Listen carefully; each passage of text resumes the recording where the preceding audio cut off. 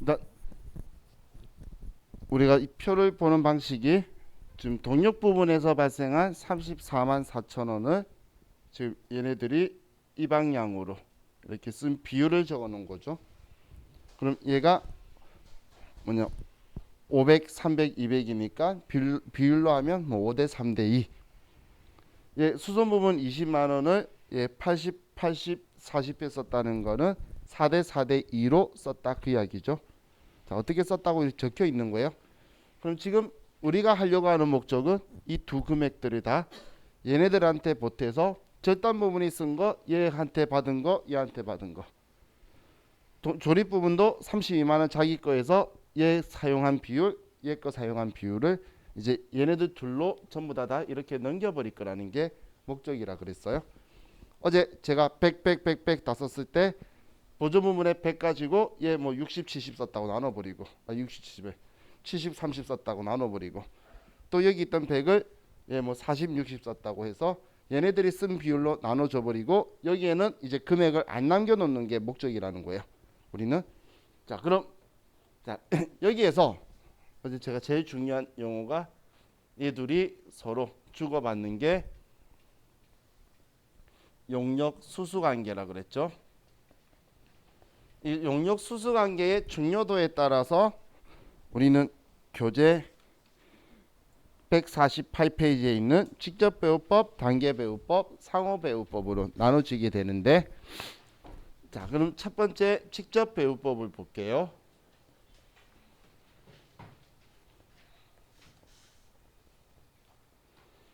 자, 직접 배우법은 용역 수수 관계 중요도가 낮은 곳이에요. 낮은 경우. 자, 그럼 이때 이제 계산보다는 글로 더 많이 말할 거니까 키워드들을 보면 직접 배우법은 용역 수수 관계를 전혀 고려하지 않는다는 거예요. 용역 수수 관계를 전혀 고려하지 안 중요하니까 뭐 둘이 고려할 필요가 없겠죠. 그럼 전혀 고려하지 않는다라는 이 방법의 장점은 얘들이 쓰고 주고받은 거 신경 안 쓰니까 최고의 장점은 빨리 계산된다는 거예요. 그리고 계산이 쉽다는 거예요. 자, 그럼 그 결과로 얘는 비용이 작게 들게 돼요. 저 비용이. 하지만 단점은 정확도가 낮다라는 아주致命적인 단점이 있죠. 그죠? 자, 그럼 이제 직접 배열법으로 계산을 하면 어떻게 되는지를 볼게요. 자, 첫 번째 동력 부분을 가지고 보면 동력 부분에서 발생한 게 34만 4천 원이죠. 그럼 이 34만 4천 원을 5대 3대 2로 나누는 게 아니고 지금 얘가 200 쓴 거에 대해서는 직접 배우법은 신경 안 쓰겠다는 이야기예요. 얘가 쓴 200은 신경 안 써버리고 얘 둘이 5대 3으로 썼네. 이 비율대로 그냥 나눠버리겠다는 게 직접 배우법 방식인 거예요. 그럼 지금 34만 4천 원을 얘 둘이 안 분할하면 더하면 8이죠. 8분의 5, 8분의 3 하면 될 거잖아요. 이해가셨나요? 얘를 곱하기 8분의 5, 얘를 곱하기 8분의 3을 하면 자, 얘는 금액이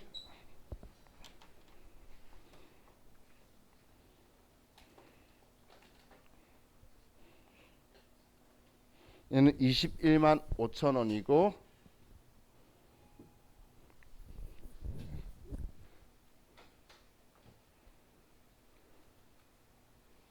얘는 12만 9천 원이네요.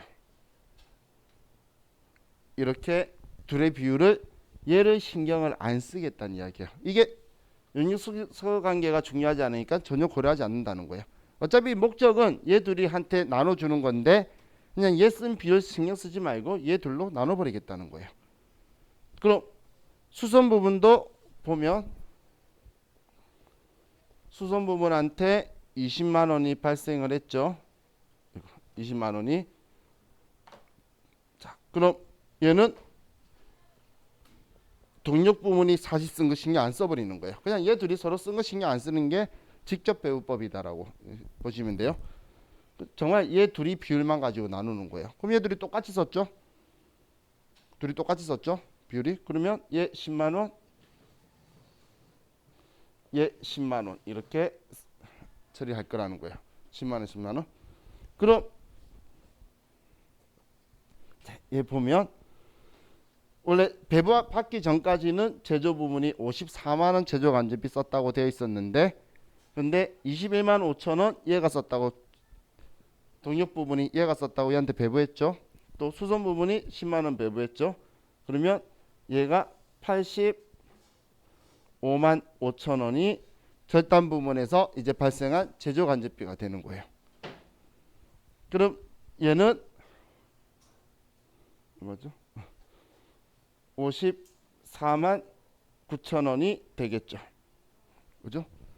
자, 그럼 이거 가지고 보면 이렇게 배부하기 전에 전체 총 제조 간접비와 배부한 후에 이렇게 총 제조 간접비는 차이가 있을까요?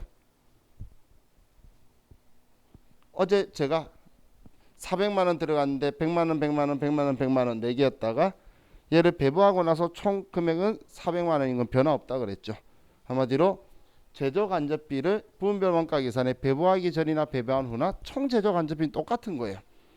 총 제조 간접비가 똑같은 건 결론적으로 우리 뒤쪽에 아무런 영향을 안 미치죠. 그렇기 때문에 이익에도 아무것도 영향도 안 미칠 거예요. 지금 제가 이야기한 그 말로 하면 그렇게 생각하라는 거예요. 첫 시작 물어보는 게 총 제조 간접비의 영향을 안 준다.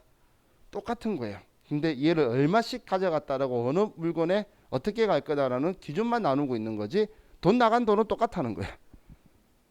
총 다 쓴 돈은 똑같은 건데, 그죠? 자, 이 직접 배우법은 이거예요. 얘 둘이를 무시해 버리는 거. 이게 직접 배우법이라고 보시면 돼요. 그럼 용역 수수 관계를 고려 안 한다는 게 무슨 말인지 이해가시죠?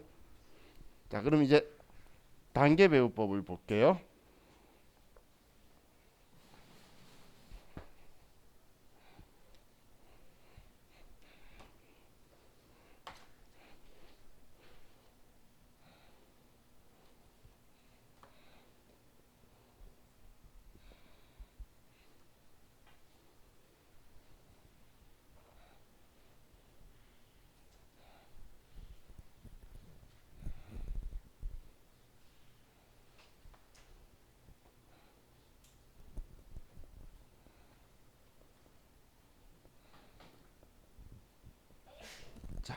단계 배우법은 용역 수수 관계 중요도가 중간, 애매하죠? 중간. 자, 그래서 얘는 용역 수수 관계를 일부 고려한다. 일부 고려한다. 그리고 키워드가 배부 순서가 중요하다. 이게 키워드예요. 자, 이게 왜 키워드인지를 좀 볼게요. 자, 일단 단계 배우법을 하기 위해서는 합리적으로 어떤 걸 먼저 배부하는 게 좋을지를 먼저 찾는 거예요. 일반적으로는 용역 수수 관계의 분포도가 제일 넓은 것부터 찾아서 내려가는데, 자, 여기에서는 자, 이걸 먼저 배부한다고 볼게요. 자, 첫 번째 경우. 자, 그럼 동력 부분이 34만 4천 원인데 이 34만 4천 원을 5대 3대 2로 비율로 나눠서 배분을 하는 거예요. 예스는 2도 20%도 배분을 할 거라는 거예요. 그러면 얘는 17만 2천 원이 되겠죠. 그죠? 얘 절반. 산수 틀렸나요? 그런 분위기 때문에 제가 산수 틀렸나 해서 다시 한번 봤잖아요. 그죠? 50%니까 34만 4천의 절반 맞죠? 다음 그럼 계산할게요. 계산기로. 34만 4천 원에 30% 그러면 10만 3,200원. 그리고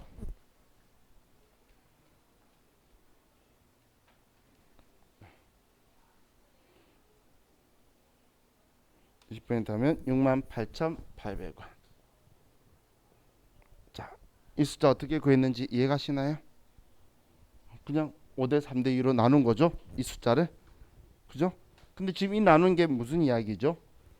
동력 부분이 34만 4천 원 발생했는데 17만 2천 원 너가 쓴 거니까 너가 알아서 정리해라고 보낸 거죠.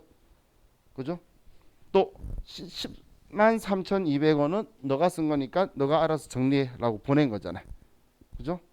그럼 68,800원은 수선 부분 너가 썼으니까 너가 알아서 정리하고 보낸 거죠. 이해가셨나요? 그럼 이제 수선 부분은 자기가 쓴 게 26만 8,800원이 되네. 이해가셨나요? 이게 제일 중요한 부분이에요. 계산할 때. 자, 그럼 이제 수선 부분도 배분해야 될 거잖아요. 얘는 자기가 20만 원 썼는데 발생했는데 동력 부분이 68,800원 너가 쓴 거니까 너가 책임져라고 하면서 배분시켜 버린 거예요. 그럼 얘가 책임져야 될 거는 26만 8,800원을 책임져야 된다는 이야기죠. 적으면 어떻게 나오는지 이해가시나요? 단계배분법의 제일 중요한 위치가 저거예요. 저 부분. 자, 그럼 이제 저걸 가지고 8대 8대 4로 한번대로 4대 4대 2로 나누면 얘한테 또 너가 20% 썼잖아. 또 주면 얘가 그럼 받고 또 너가 20% 썼잖아. 계속 주고받으면 끝없는 순환 논리에 빠지겠죠. 그죠? 그래서 첫 번째 거는 용역 수수 한계를 고려하는데 두 번째 거는 다시 직접 배우법처럼 얘를 무시해 버리는 거예요. 그럼 26만 8,800원을 13만 4,400원 13만 4,400원 이렇게 그냥 둘이 똑같이 썼으니까 나눠버리는 거예요. 이 방식으로. 처음에는 고려했는데 두 번째는 고려 안 했죠. 그래서 일부 고려한다라고 했잖아요. 이해가시죠 느낌? 그럼 얘 금액은 얼마가 되죠? 합치면 84만 6,400원. 얘는 53만 7,600원. 그렇게 되겠죠? 자, 이렇게 구하는 게 단계배분법이에요. 근데 자 보세요. 내가 자 이번에는 수선 부분을 먼저 배분해서 다시 계산을 해볼게요. 수선 부분 가지고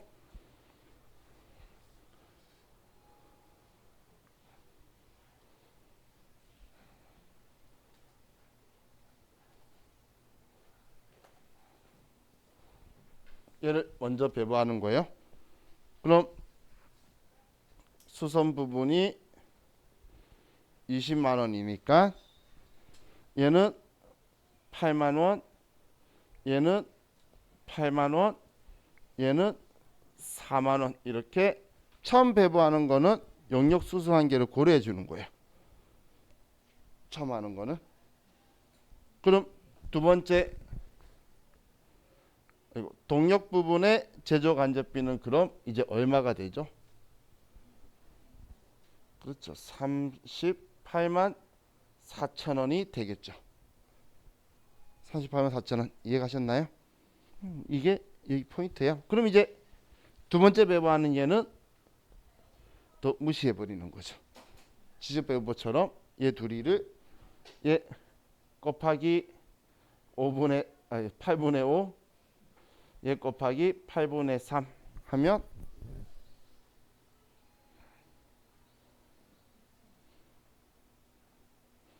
24만 원.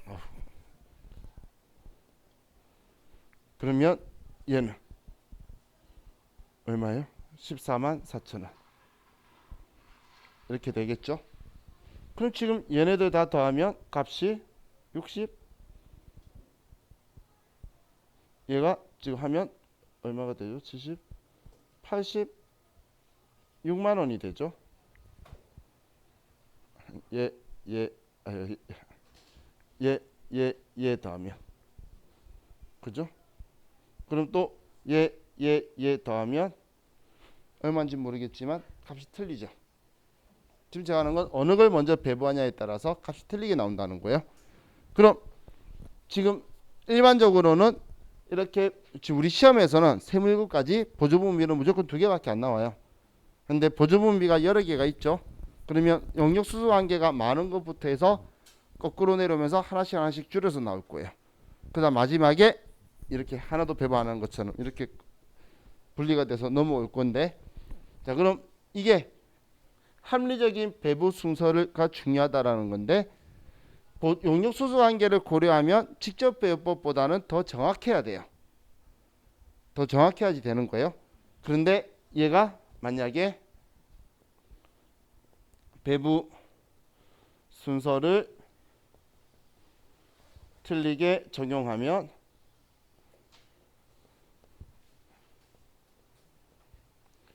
직접배분법보다 오인된 결과가 도출된다는 거예요. 배분 순서를 틀리게 되면 직접배분법보다 오인된 결과가 도출될 수가 있다는 거예요. 그래서 아주 중요한 순서죠. 합리적인 뭘 먼저 배분하겠다는 걸 먼저 정확하게 찍고, 그리고 나서 우리가 선택을 했다면 꼭 그 순서대로 해야 되지, 틀리면 직접배분법보다 오인된 결과가 도출될 수 있다라고 적혀 있으면 정확한 질문이에요. 제가 잘 안 쓰는 표현이죠. 오인된 결과가 도출된다. 제가 잘 안 쓰는 표현이 돼 있다는 건 제가 봤다는 이야기죠. 그래서 그죠? 이런 식으로 나오면 오인된 결과 나올 수 있다. 그럼 이제 일부 고려한다는 말의 뜻을 알겠죠. 일부분만 하잖아요. 그죠? 이 앞에는 전혀 고려 안 하고 그냥 얘 둘만 가지고 가다가 직접배분법은. 자, 그럼 이제 마지막으로 상호배분법을 보면,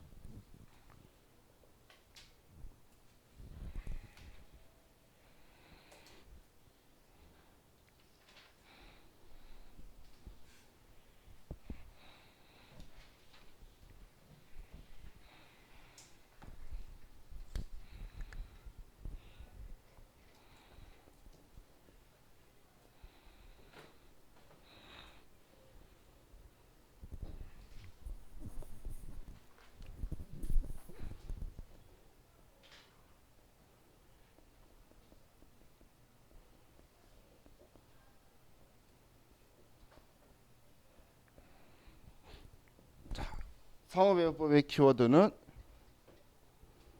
영역 수수관계를 완전히 고려한다. 그리고 장점은 정확하다. 단점은 느리다, 어렵다, 고비용이다. 좋은 느낌이 직접배분법의 반대죠. 그죠? 그렇게 생각하시면 돼요. 직접배분법의 반대.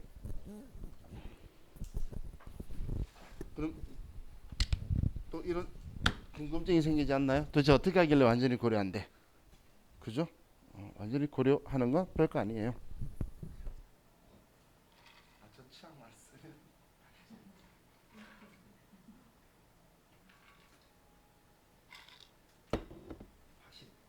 제가 문제야. 4층에 똑같은 게 있는데 4층에 사고 갔을 때는 괜찮아요. 여기 올라와서 하면 계속 입이 말라요. 자, 영역수소 관계를 먼저 고려하는 방법은 일단 얘 둘이 관계부터 정리하겠다는 거예요. 자, 일반적으로 자, 얘 x로 두고 얘를 y로 둘게요. 그럼 얘를 x로 두고 지금 얘를 y로 두겠다는 이야기죠. 자, 그럼 얘 사라졌어. 200이죠. 그럼 자, x, y, 얘를 구하기 위해서 먼저 x 동력 부분이 얼마나 발생했는지를 보는 거예요. 그럼 이 동력 부분은 자기한테 발생한 부분이 이만큼이죠. 이만큼이 자기한테 발생한 부분이잖아요. 그럼 자기한테 발생한 부분을 계산해 보면 얘는 34만 4천 원이 자기한테 발생했고 더하기 y 수선 부분의 20%를 쓴 거죠. 얘 지금 20% 0.2잖아. 그죠? 그럼 20% y의 20%와 34만 4천 원이 자기가 쓴 거라는 거잖아.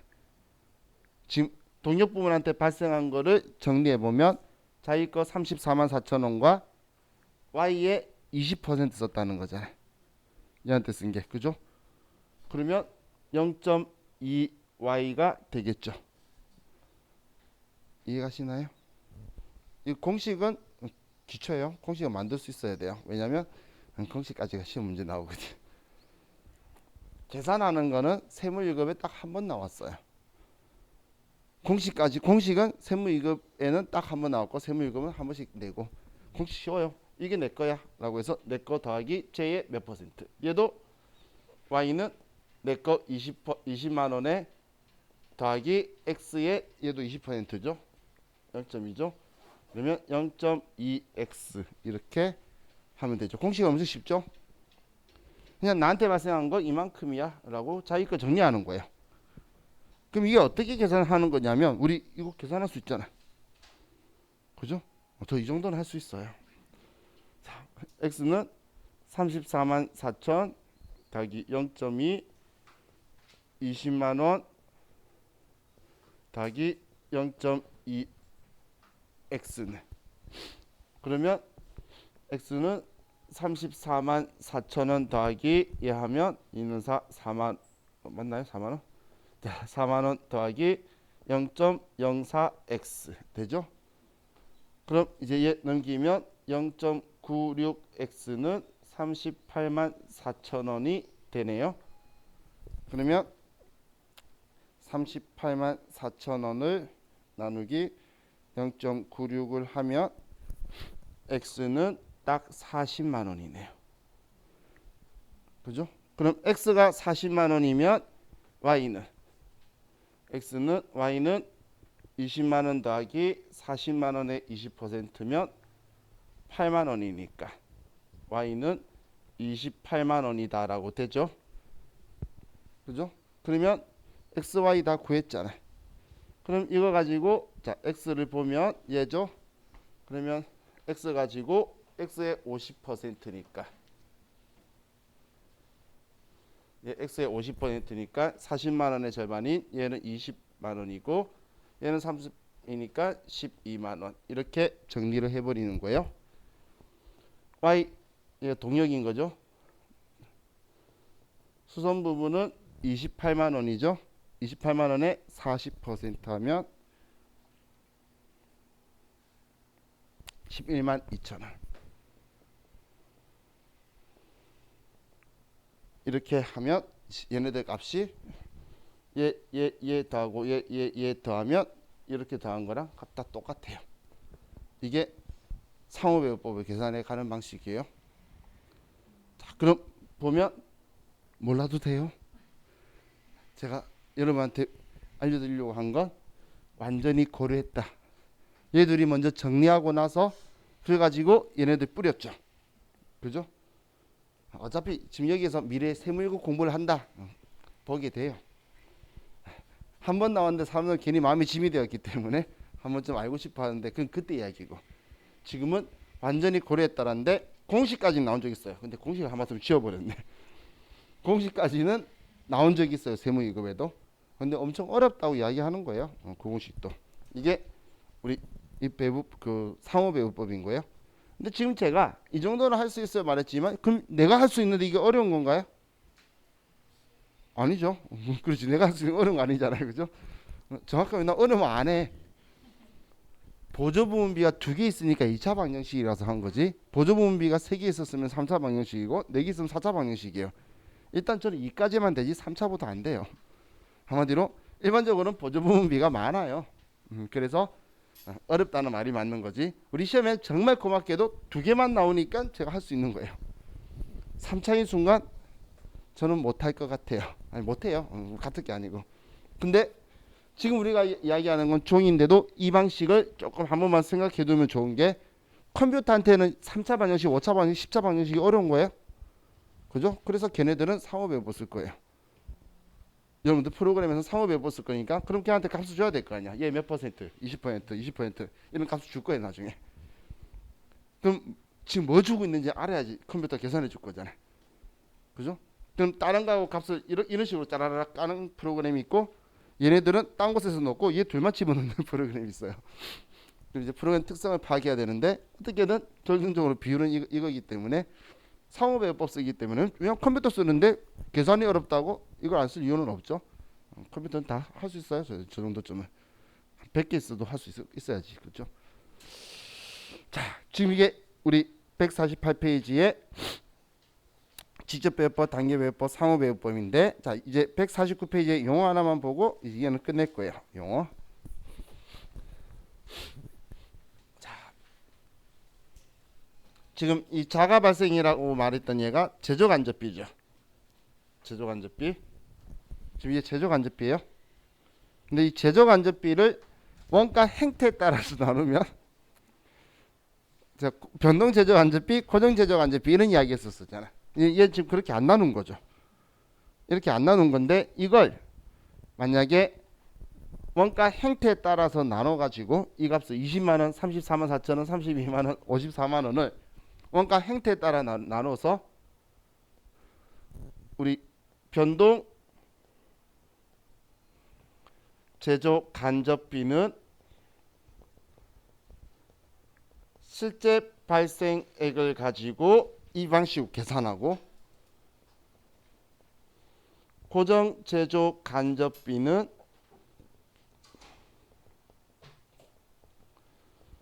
최대 발생액을 가지고 이렇게 계산해서 두 개를 합치는 방식이 이중 배분율법이에요. 두 가지를 가지고 이중으로 배분하잖아요. 자, 끝까지 얘네들이 우리 따라다니까 그랬죠. 원가 형태가 변동비 원가 형태에 그리는 제조 간접비를 가지고만 계산하고 실제 값으로. 그리고 고정비 원가 형태를 그리는 제조 간접비만 모아서 최대값 가지고 최대 감가상각비 이런 걸 가지고 계산해 버리고 이렇게 하는 게 이중 배분율법이에요. 근데 방금 우리 계산할 때 이런 짓 했나요? 안 했죠? 이렇게 계산한 거. 이걸 단일 배분율법이라는 거예요. 그냥 신경 안 쓰고 우리 마치 전부 원가 계산처럼 이 둘이 구분 안 하고 그냥 한 번에 해버리는 게 단일 배분율법이에요. 자, 딱 보면 어느 게 더 정확해 보이죠? 결과값은 당연히 아래쪽이 더 정확한. 왜 안 정확한데 왜 이지를 해? 그죠?